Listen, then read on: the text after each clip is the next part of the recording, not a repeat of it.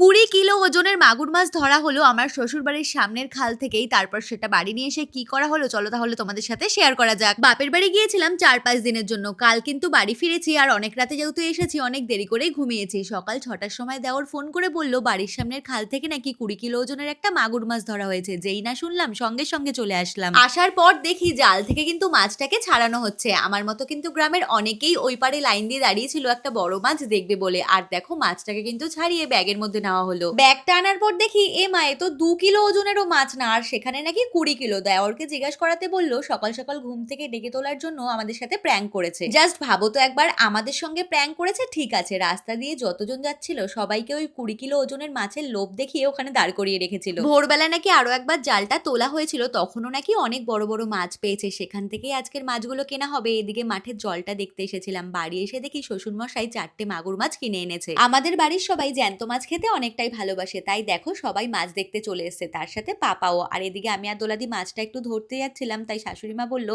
একবার কাটা খেলে নাকি জ্বর অনিবার্য। তাই সেই ভয়ে আর হাত দিয়ে ধরার চেষ্টাও করলাম না। দিকে একটা বাটি আর হাতা দিয়ে মাছ তোলার চেষ্টা করছিলাম, তাই বাড়ির সবাই বলছিল আমি নাকি দিদি নাম্বার 1-এর গেম খেলছি। কিন্তু দুঃখের বিষয় আমি মাগুর মাছ খাই না। তোমরা কে কে খেতে পছন্দ করো কমেন্টে জানিও। বাই।